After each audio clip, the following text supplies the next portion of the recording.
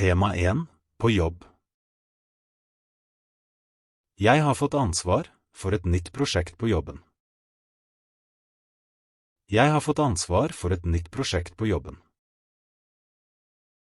Prosjektet krever at vi samarbeider godt, som et team.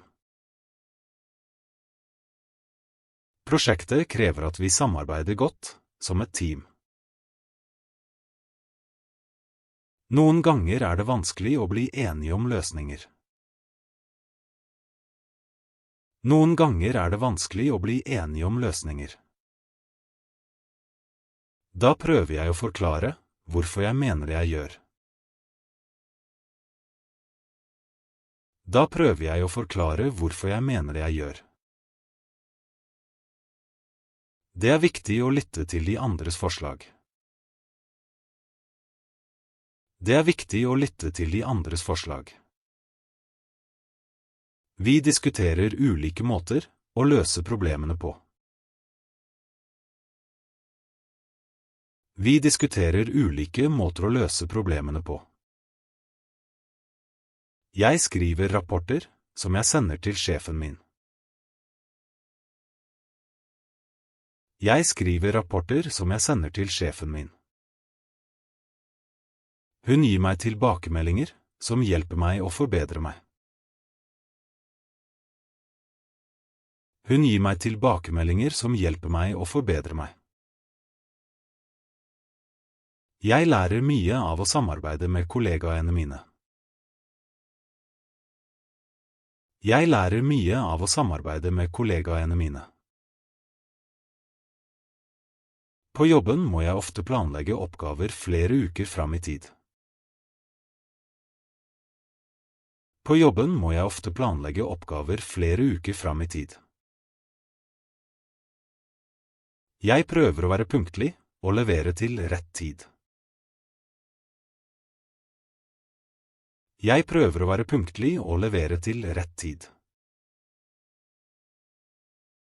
Noen ganger oppstår det misforståelser mellom kollegaer.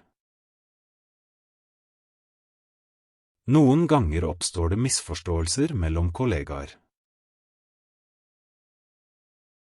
Da er det viktig å kommunisere tidlig og rolig. Da er det viktig å kommunisere tidlig og rolig. Jeg synes det er motiverende å få ansvar. Jeg synes det er motiverende å få ansvar. Samtidig kan det være stressende når jeg har mye å gjøre.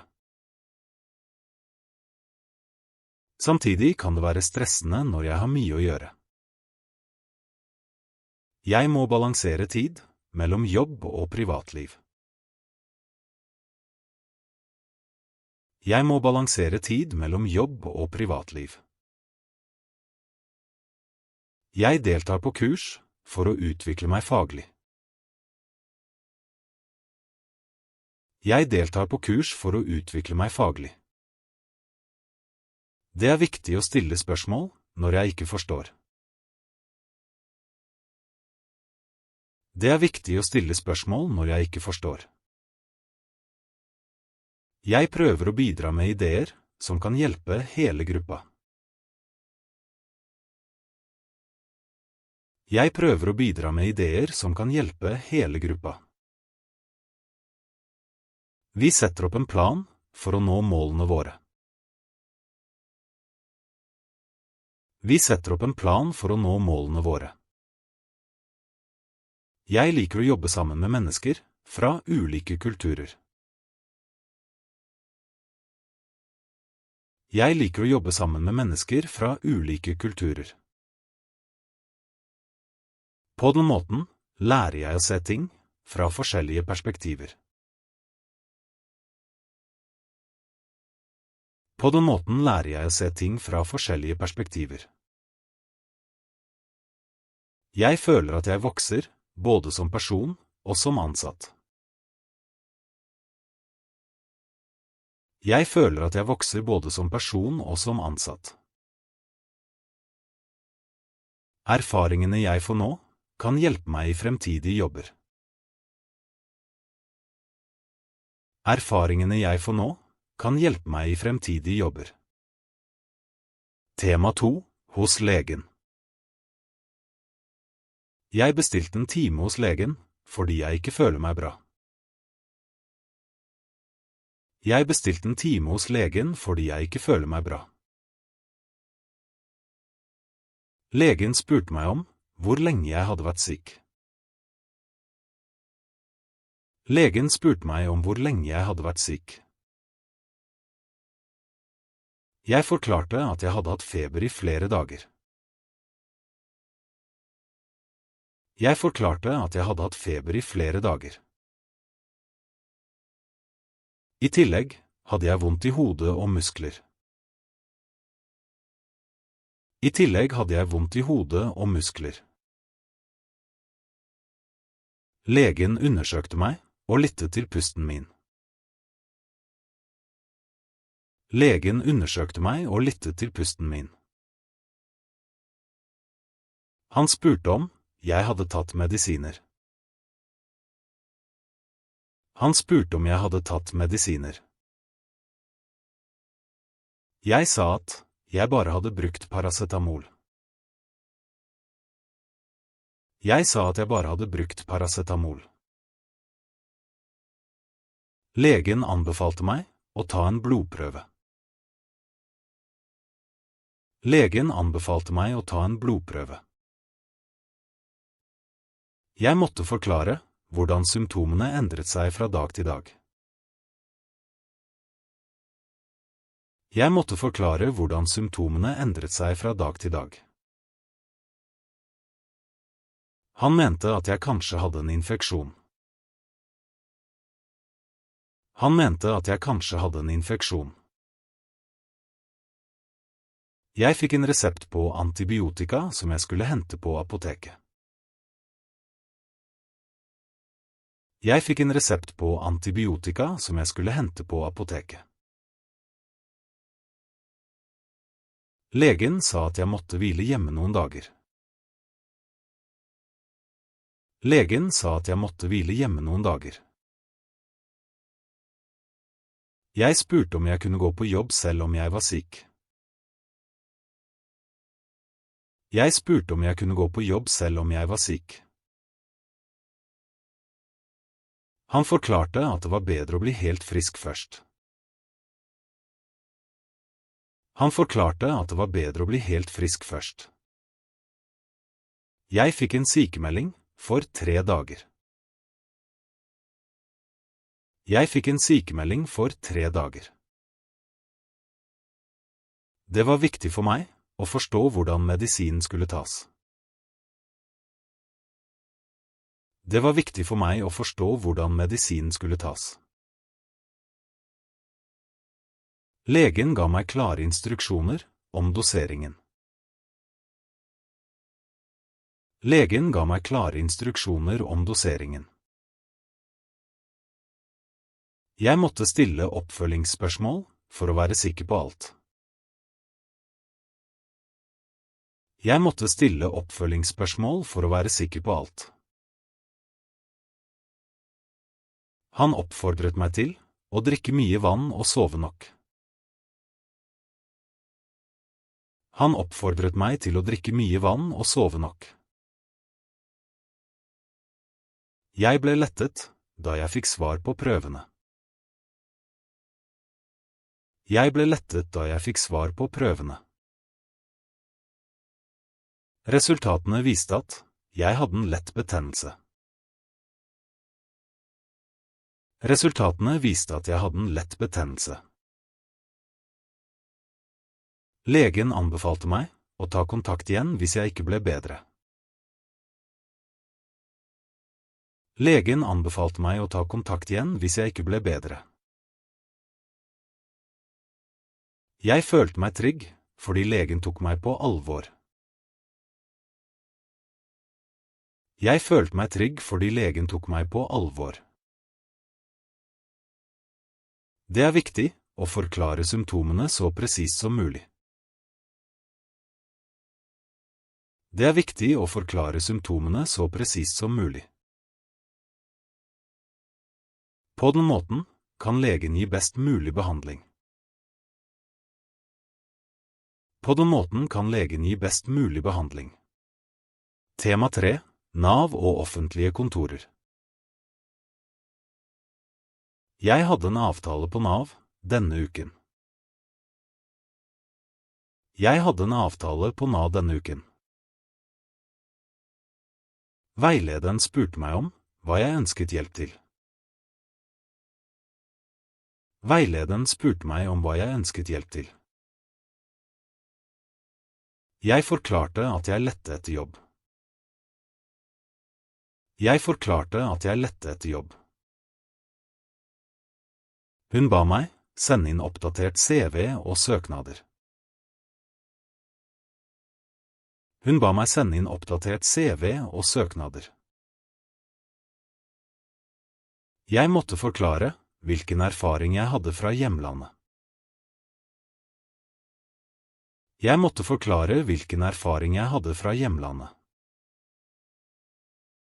Vi snakket om hvilke jobber som kunne passe meg. Vi snakket om hvilke jobber som kunne passe meg. Hun ga meg informasjon om et norskkurs på kveldstid. Hun ga meg informasjon om et norskkurs på kveldstid. Jeg fikk også råd om hvordan jeg kunne søke stillinger på nett. Jeg fikk også råd om hvordan jeg kunne søke stillinger på nett. Det var nyttig å få konkrete tips om arbeidsmarkedet. Det var nyttig å få konkrete tips om arbeidsmarkedet. Jeg spurte om det fantes mulighet for praksisplass. Jeg spurte om det fantes mulighet for praksisplass.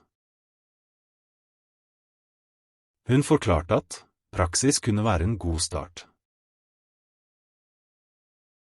Hun forklarte at praksis kunne være en god start. Vi diskuterte hvordan jeg kunne bruke utdanningen min i Norge. Vi diskuterte hvordan jeg kunne bruke utdanningen min i Norge.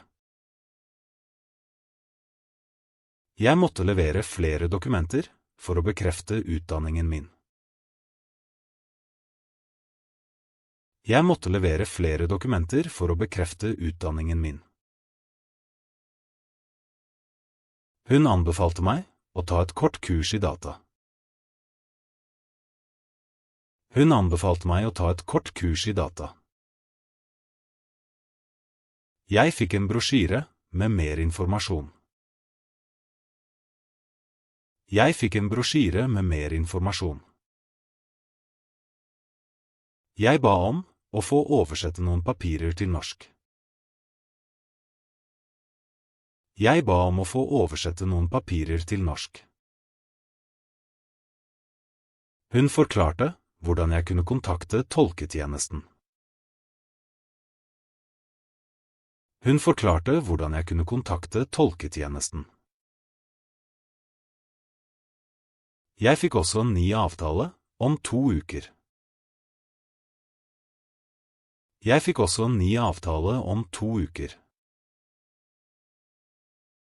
Det føltes godt å ha en plan framover. Det føltes godt å ha en plan framover. Jeg må jobbe hardt for å oppnå målene mine. Jeg må jobbe hardt for å oppnå målene mine. Nav-veilederen oppfordret meg til å være tålmodig. Nav-veilederen oppfordret meg til å være tålmodig. Hun sa at mange lykkes etter litt tid. Hun sa at mange lykkes etter litt tid. Jeg spurte om hvilke rettigheter jeg hadde som arbeidssøker. Jeg spurte om hvilke rettigheter jeg hadde som arbeidssøker. Hun forklarte reglene på en enkel måte. Hun forklarte reglene på en enkel måte. Jeg følte meg tryggere etter møtet med Nav. Jeg følte meg tryggere etter møtet med Nav. Tema 4. Utdanning og kurs. Jeg har begynt på et norskkurs, på B2-nivå. Jeg har begynt på et norskkurs på B2-nivå. Læreren sa at kurset krever mye arbeid. Læreren sa at kurset krever mye arbeid. Jeg må lese tekster og skrive oppgaver hver uke. Jeg må lese tekster og skrive oppgaver hver uke. Vi diskuterer ofte aktuelle temaer i klassen. Vi diskuterer ofte aktuelle temaer i klassen. Jeg synes det er nyttig å trene på muntlig norsk. Jeg synes det er nyttig å trene på muntlig norsk. Læreren gir oss mange praktiske oppgaver. Læreren gir oss mange praktiske oppgaver. Jeg liker best å jobbe i grupper.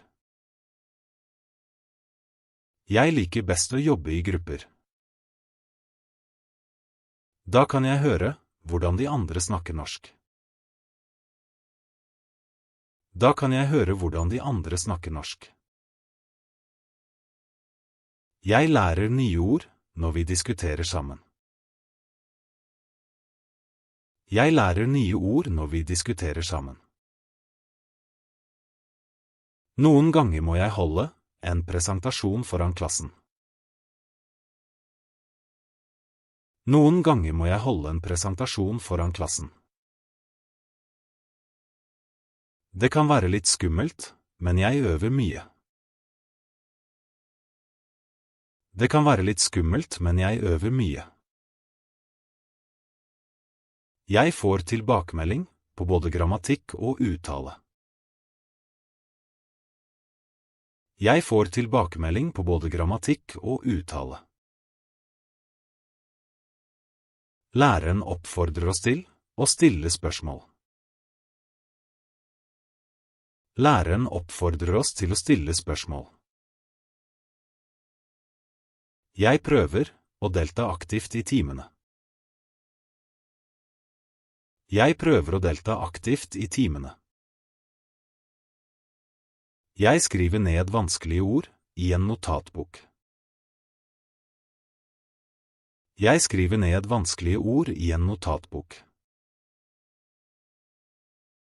Jeg øver på å bruke ordene i egne setninger. Jeg øver på å bruke ordene i egne setninger. Jeg ser på norske filmer for å forstå språket bedre. Jeg ser på norske filmer for å forstå språket bedre. Det hjelper meg å lære nye uttrykk. Det hjelper meg å lære nye uttrykk. Jeg leser også artikler om samfunnsspørsmål på norsk. Jeg leser også artikler om samfunnsspørsmål på norsk. Noen ganger er tekstene vanskelige, men jeg prøver likevel. Noen ganger er tekstene vanskelige, men jeg prøver likevel. Jeg føler at jeg lærer mer for hver uke. Jeg føler at jeg lærer mer for hver uke. Jeg vil bruke norsk når jeg studerer videre. Jeg vil bruke norsk når jeg studerer videre. Målet mitt er å kunne skrive akademiske tekster. Målet mitt er å kunne skrive akademiske tekster. Jeg tror at utdanning kan gi meg flere muligheter i Norge. Jeg tror at utdanning kan gi meg flere muligheter i Norge. Jeg er motivert til å fortsette, selv om det er krevende. Jeg motivert til å fortsette selv om det krevende. Tema 5. Samfunn og politikk. Jeg følger med på nyhetene hver dag. Jeg følger med på nyhetene hver dag. Det viktig å vite hva som skjer i samfunnet. Det viktig å vite hva som skjer i samfunnet. Jeg leser artikler om politikk på nettet. Jeg leser artikler om politikk på nettet. Mange mennesker har ulike meninger om samme sak. Mange mennesker har ulike meninger om samme sak. Jeg prøver å forstå begge sider av en diskusjon. Jeg prøver å forstå begge sider av en diskusjon. Demokrati betyr at alle har rett til å stemme. Demokrati betyr at alle har rett til å stemme. Jeg synes det viktig å bruke stemmeretten. Jeg synes det viktig å bruke stemmeretten. Valg gir folk mulighet til å påvirke framtiden. Valg gir folk mulighet til å påvirke framtiden. Noen mener at politikere lover mer enn de kan holde. Noen mener at politikere lover mer enn de kan holde. Jeg tror at utdanning nøkkelen til et bedre samfunn. Jeg tror at utdanning nøkkelen til et bedre samfunn. Vi bør snakke mer om klima og miljø. Vi bør snakke mer om klima og miljø. Mange unge mennesker opptatt av bærekraft. Mange unge mennesker opptatt av bærekraft. Det vanskelig å finne en løsning som alle enig i. Det vanskelig å finne en løsning som alle enig i. Jeg synes det viktig å respektere andres meninger. Jeg synes det viktig å respektere andres meninger. Noen diskusjoner kan bli veldig opphetede. Noen diskusjoner kan bli veldig opphetede. Det hjelper meg å lære nye ord og uttrykk. Det hjelper meg å lære nye ord og uttrykk. Jeg vil være en aktiv del av samfunnet. Jeg vil være en aktiv del av samfunnet. Jeg synes at frivillig arbeid positivt. Jeg synes at frivillig arbeid positivt. Mange organisasjoner gjør en viktig innsats for andre. Mange organisasjoner gjør en viktig innsats for andre. Vi må samarbeide for å løse store problemer. Vi må samarbeide for å løse store problemer. Jeg tenker at alle kan bidra på sin måte. Jeg tenker at alle kan bidra på sin måte. Politikere har ansvar for å ta gode beslutninger. Politikere har ansvar for å ta gode beslutninger. Media har stor innflytelse på hvordan folk tenker. Media har stor innflytelse på hvordan folk tenker. Det viktig å kunne stole på informasjonen man får. Det viktig å kunne stole på informasjonen man får. Tema 6. Fritid og interesser. På fritiden liker jeg å lese bøker. På fritiden liker jeg å lese bøker. Jeg synes at krimbøker er veldig spennende. Jeg synes at krimbøker er veldig spennende. Hun liker å se filmer sammen med familien. Hun liker å se filmer sammen med familien. Vi spiller brettspill når vi har fri. Vi spiller brettspill når vi har fri. Mange liker å gå turer i naturen. Mange liker å gå turer i naturen. Jeg hører ofte på musikk for å slappe av. Jeg hører ofte på musikk for å slappe av. Han spiller gitar i et band. Han spiller gitar i et band. Jeg synes det er morsomt å synge i kor. Jeg synes det er morsomt å synge i kor. Hun maler bilder som hobby. Hun maler bilder som hobby. Vi drar ofte på hytta i helgene. Vi drar ofte på hytta i helgene. Jeg liker å fotografere når jeg reiser.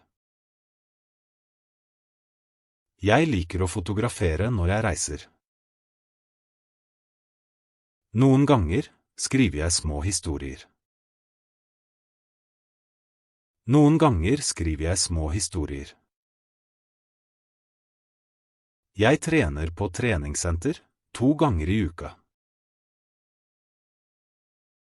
Jeg trener på treningssenter 2 ganger i uka. Sport gir meg energi og bedre helse. Sport gir meg energi og bedre helse. Jeg liker å prøve nye oppskrifter på kjøkkenet. Jeg liker å prøve nye oppskrifter på kjøkkenet. Han samler på gamle mynter og frimerker. Han samler på gamle mynter og frimerker. Jeg synes at hagearbeid er avslappende.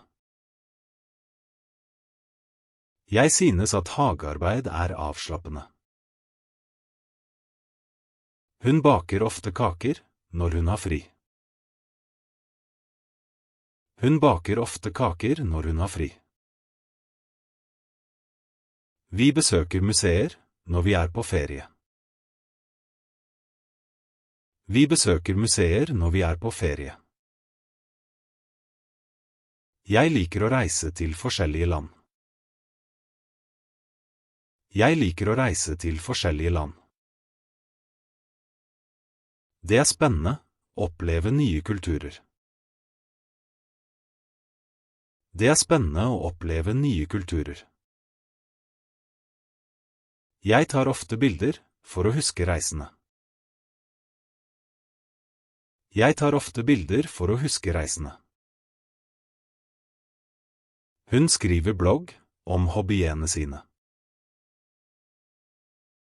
Hun skriver blogg om hobbyene sine. Jeg synes at frivillig arbeid er givende. Jeg synes at frivillig arbeid er givende.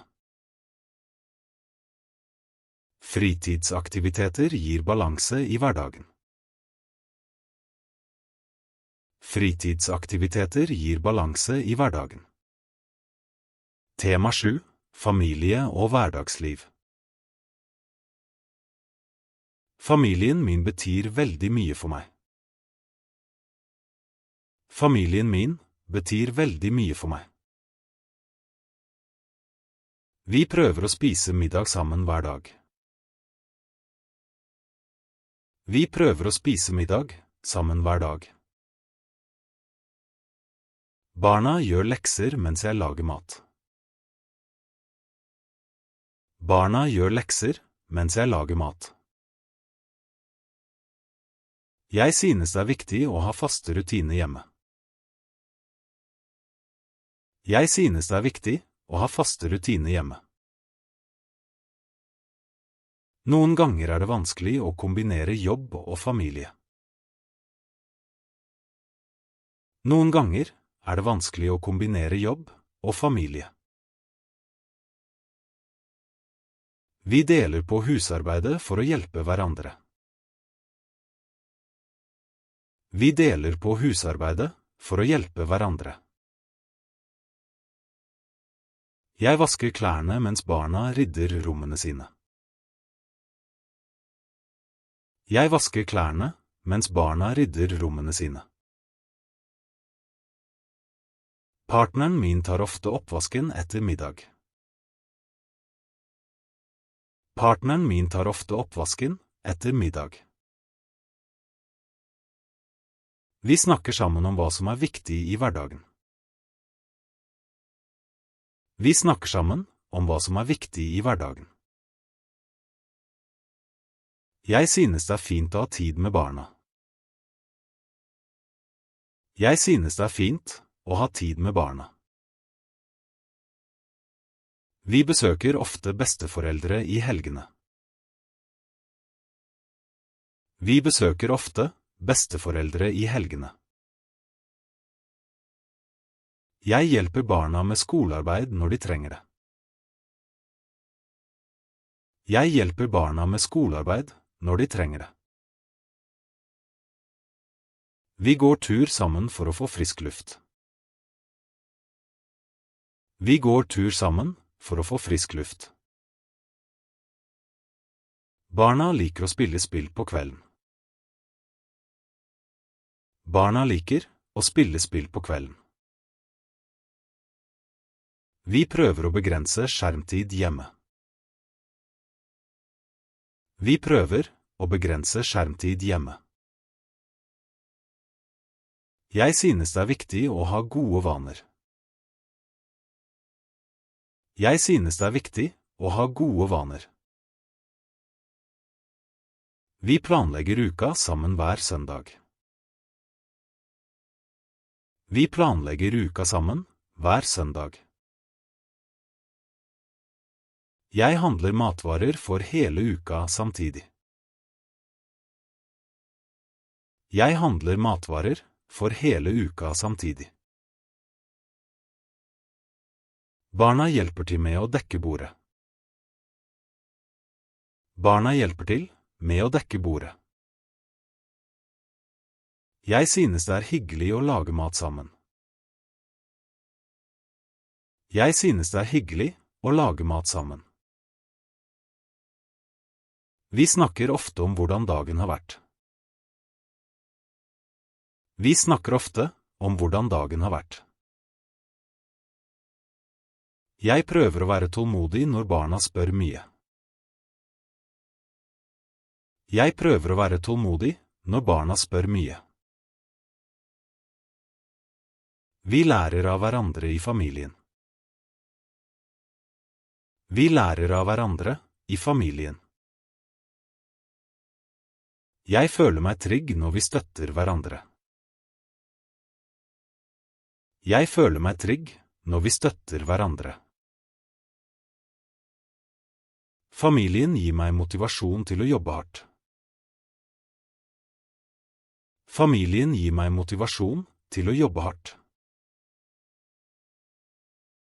Tema 8. Reise og ferie. Jeg liker å reise til nye steder. Jeg liker å reise til nye steder. Ferier gir meg mulighet til å slappe av. Ferier gir meg mulighet til å slappe av. Jeg planlegger ofte reisen flere måneder i forveien. Jeg planlegger ofte reisen flere måneder i forveien. Vi bestiller flybilletter på nettet. Vi bestiller flybilletter på nettet. Jeg pakker kofferten dagen før vi drar. Jeg pakker kofferten dagen før vi drar. Det er viktig å huske pass og billetter. Det er viktig å huske pass og billetter. Vi liker å besøke familie i utlandet. Vi liker å besøke familie i utlandet. Noen ganger reiser vi på ferie i Norge. Noen ganger reiser vi på ferie i Norge. Jeg synes det er fint å oppleve norsk natur. Jeg synes det er fint å oppleve norsk natur. Vi liker å gå turer i fjellet når vi har ferie. Vi liker å gå turer i fjellet når vi har ferie. Barna gleder seg alltid til sommerferien.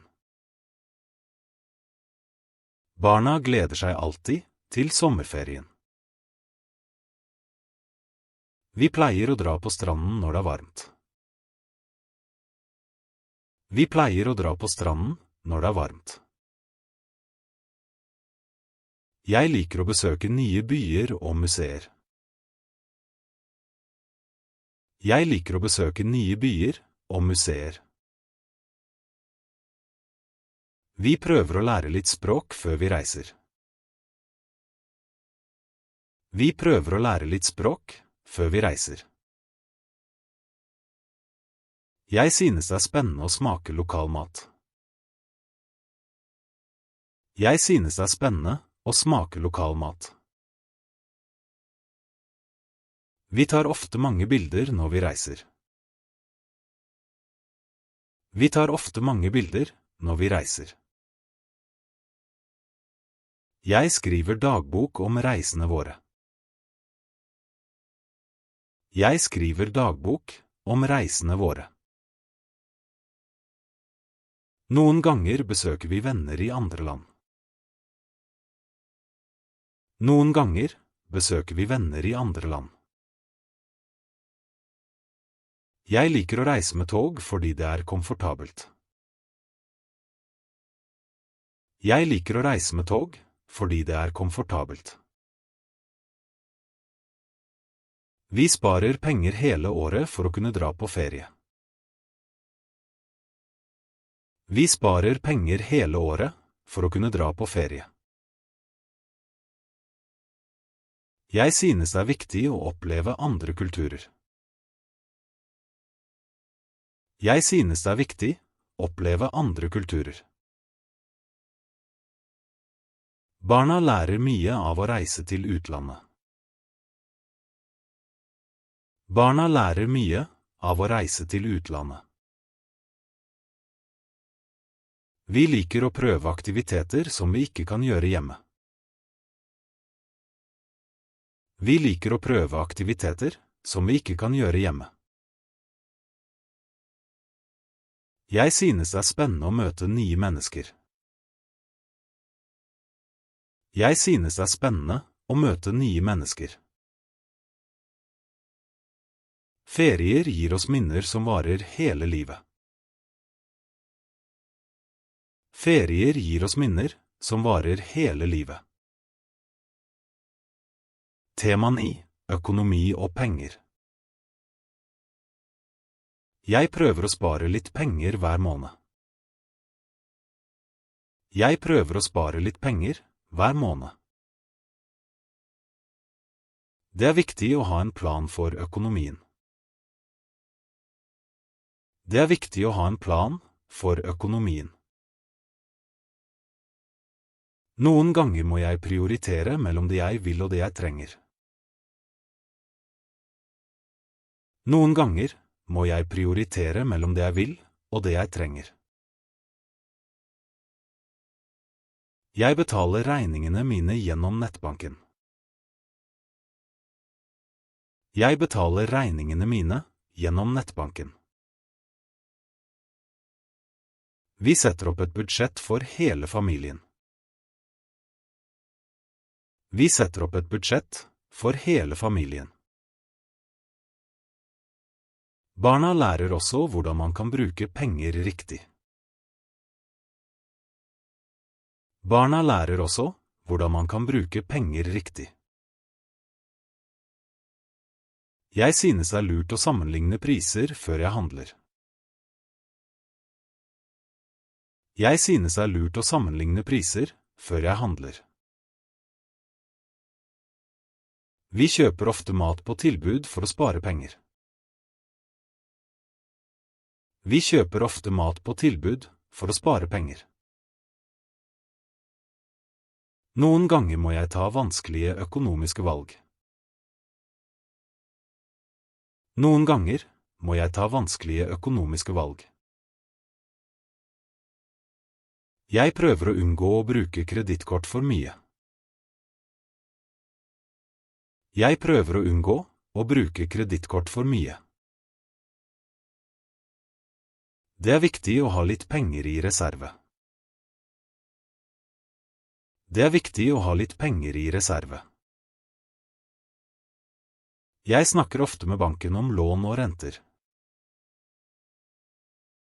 Jeg snakker ofte med banken om lån og renter. Vi vurderer å kjøpe et hus, men det er dyrt.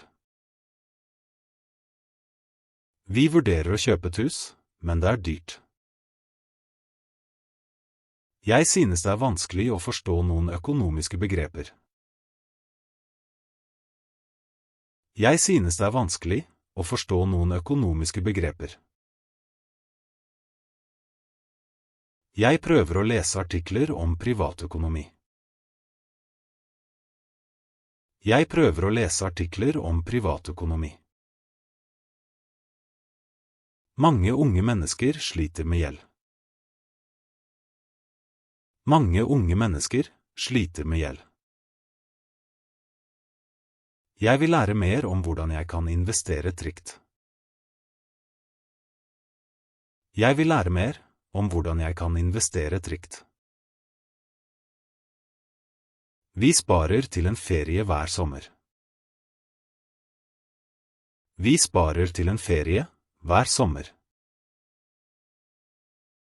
Jeg prøver å bruke mindre penger på unødvendige ting. Jeg prøver å bruke mindre penger på unødvendige ting. Økonomi påvirker mange valg vi tar i livet. Økonomi påvirker mange valg vi tar i livet. Jeg synes det er lurt å planlegge på lang sikt. Jeg synes det er lurt å planlegge på lang sikt. Noen ganger må man ofre litt nå for å få mer senere. Noen ganger må man ofre litt nå for å få mer senere. Jeg vil lære barna mine å være økonomisk bevisste. Jeg vil lære barna mine å være økonomisk bevisste. Vi snakker ofte om hvordan vi kan redusere utgifter. Vi snakker ofte om hvordan vi kan redusere utgifter. Det er vanskelig å balansere inntekt og utgifter. Det er vanskelig å balansere inntekt og utgifter. Tema 10. Teknologi og medier. Jeg bruker internett hver dag til jobb og fritid. Jeg bruker internett hver dag til jobb og fritid. Mange unge mennesker bruker mye tid på sosiale medier. Mange unge mennesker bruker mye tid på sosiale medier. Jeg synes det er viktig å være kritisk til informasjon på nettet. Jeg synes det er viktig å være kritisk til informasjon på nettet. Jeg leser ofte nyheter på mobilen min. Jeg leser ofte nyheter på mobilen min. Vi bruker teknologi for å kommunisere med familie i utlandet. Vi bruker teknologi for å kommunisere med familie i utlandet. Jeg synes det er positivt at vi kan lære mye på nettet. Jeg synes det er positivt at vi kan lære mye på nettet. Noen ganger kan det være vanskelig å skille mellom ekte og falske nyheter. Noen ganger kan det være vanskelig å skille mellom ekte og falske nyheter. Jeg bruker ofte nettbank for å betale regninger. Jeg bruker ofte nettbank for å betale regninger. Vi ser filmer og serier på strømmetjenester. Vi ser filmer og serier på strømmetjenester. Jeg bruker mobilen til å ta bilder og sende meldinger. Jeg bruker mobilen til å ta bilder og sende meldinger. Det er lett å holde kontakt med venner på sosiale medier. Det er lett å holde kontakt med venner på sosiale medier. Jeg prøver å bruke mindre tid foran skjermen. Jeg prøver å bruke mindre tid foran skjermen. Mange barn spiller dataspill flere timer om dagen. Mange barn spiller dataspill flere timer om dagen. Jeg synes det er viktig å ha balanse mellom skjermtid og fysisk aktivitet. Jeg synes det er viktig å ha balanse mellom skjermtid og fysisk aktivitet. Jeg bruker teknologi til å lære norsk hver dag. Jeg bruker teknologi til å lære norsk hver dag. Internett gjør det enklere å finne informasjon raskt. Internett gjør det enklere å finne informasjon raskt. Jeg er bekymret for personvern når jeg deler bilder på nettet. Jeg er bekymret for personvern når jeg deler bilder på nettet. Vi bruker videomøter på jobben for å samarbeide. Vi bruker videomøter på jobben for å samarbeide. Jeg liker å høre på podcast når jeg reiser. Jeg liker å høre på podcast når jeg reiser. Mange bruker mobilen som vekkerklokke. Mange bruker mobilen som vekkerklokke. Jeg prøver å ikke være på mobilen rett før jeg legger meg. Jeg prøver å ikke være på mobilen rett før jeg legger meg.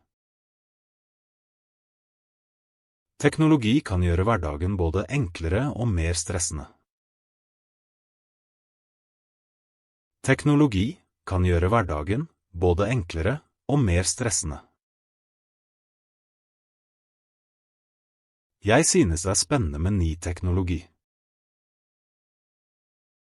Jeg synes det er spennende med ny teknologi. Vi må lære barna å bruke nettet på en trygg måte. Vi må lære barna å bruke nettet på en trygg måte. Mediene påvirker hvordan vi ser verden rundt oss. Mediene påvirker hvordan vi ser verden rundt oss. Tema 11. Miljø og klima. Jeg synes at miljøet er et av de viktigste temaene i dag. Jeg synes at miljøet er et av de viktigste temaene i dag. Mange mennesker er bekymret for klimaendringer. Mange mennesker er bekymret for klimaendringer. Vi ser allerede konsekvenser som ekstremvær og flom. Vi ser allerede konsekvenser som ekstremvær og flom. Jeg prøver å kildesortere søppel hjemme.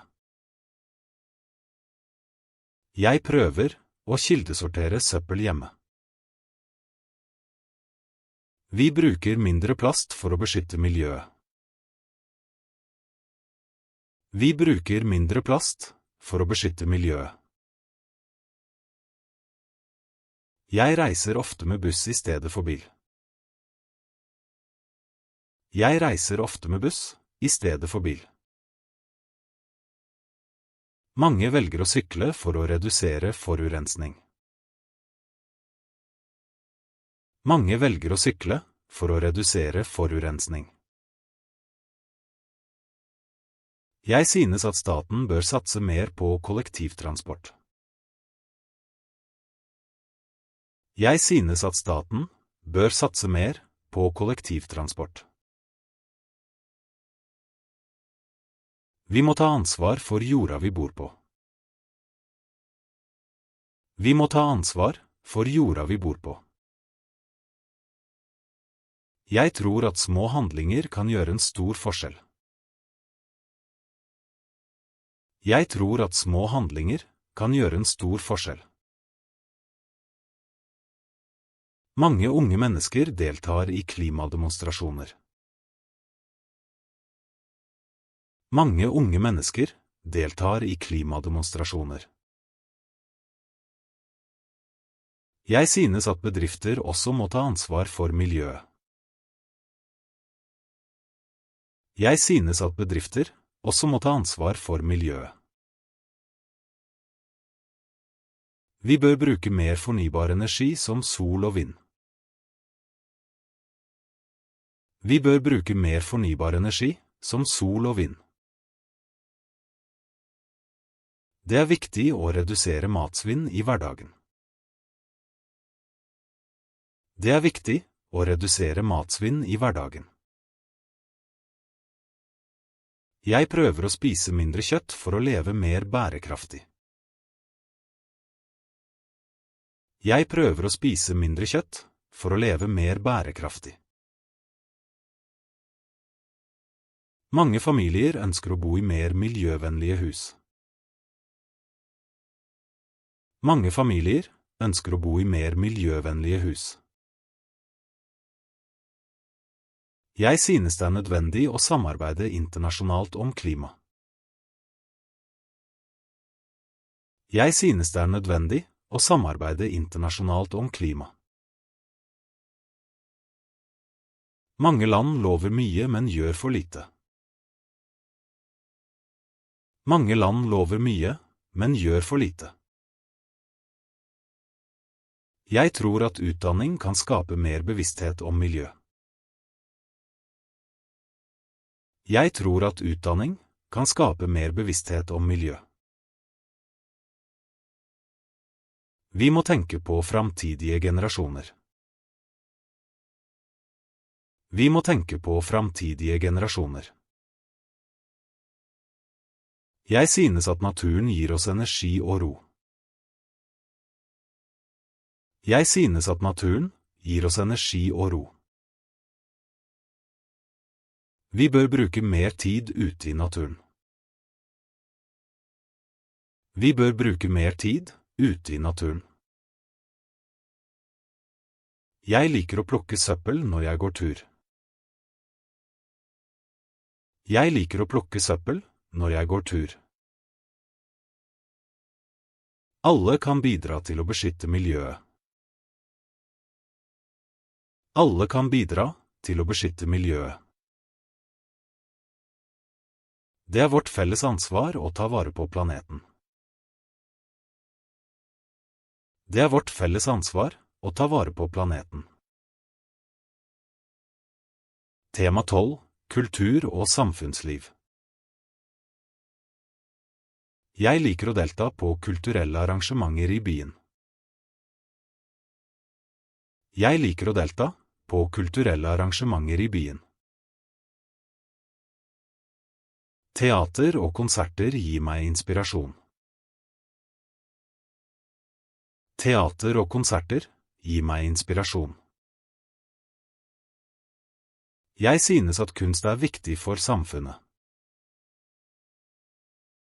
Jeg synes at kunst er viktig for samfunnet. Mange mennesker liker å besøke museer i helgene. Mange mennesker liker å besøke museer i helgene. Jeg leser ofte bøker som handler om norsk kultur. Jeg leser ofte bøker som handler om norsk kultur. Vi diskuterer ofte filmer og bøker i vennegjengen. Vi diskuterer ofte filmer og bøker i vennegjengen. Jeg synes at språk er en viktig del av identitet. Jeg synes at språk er en viktig del av identitet. Mange innvandrere bidrar med nye tradisjoner i Norge. Mange innvandrere bidrar med nye tradisjoner i Norge. Jeg synes det er spennende å lære om norske høytider.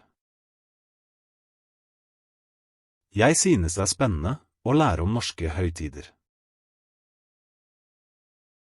17. mai er en viktig dag for alle nordmenn. 17. mai er en viktig dag for alle nordmenn. Jeg liker å delta i dugnad i nabolaget. Jeg liker å delta i dugnad i nabolaget. Frivillig arbeid skaper fellesskap og glede. Frivillig arbeid skaper fellesskap og glede. Jeg synes at idrett er en viktig del av kulturen. Jeg synes at idrett er en viktig del av kulturen. Fotball samler mennesker fra hele verden. Fotball samler mennesker fra hele verden. Jeg liker å høre på norsk musikk. Jeg liker å høre på norsk musikk. Mange unge går ofte på kino med venner. Mange unge går ofte på kino med venner. Jeg synes det er viktig å støtte lokale kunstnere. Jeg synes det er viktig å støtte lokale kunstnere. Kultur gir oss mulighet til å forstå hverandre bedre. Kultur gir oss mulighet til å forstå hverandre bedre. Jeg deltar ofte i diskusjoner om samfunnsspørsmål. Jeg deltar ofte i diskusjoner om samfunnsspørsmål. Vi må respektere ulike kulturer og tradisjoner. Vi må respektere ulike kulturer og tradisjoner. Norge er et samfunn med mange forskjellige religioner. Norge er et samfunn med mange forskjellige religioner. Jeg synes mangfold gjør samfunnet mer spennende. Jeg synes mangfold gjør samfunnet mer spennende. Mange flytter til byene for å få flere kulturelle tilbud. Mange flytter til byene for å få flere kulturelle tilbud. Jeg synes at litteratur kan åpne nye perspektiver. Jeg synes at litteratur kan åpne nye perspektiver. Kultur og samfunnsliv binder mennesker sammen. Kultur og samfunnsliv binder mennesker sammen.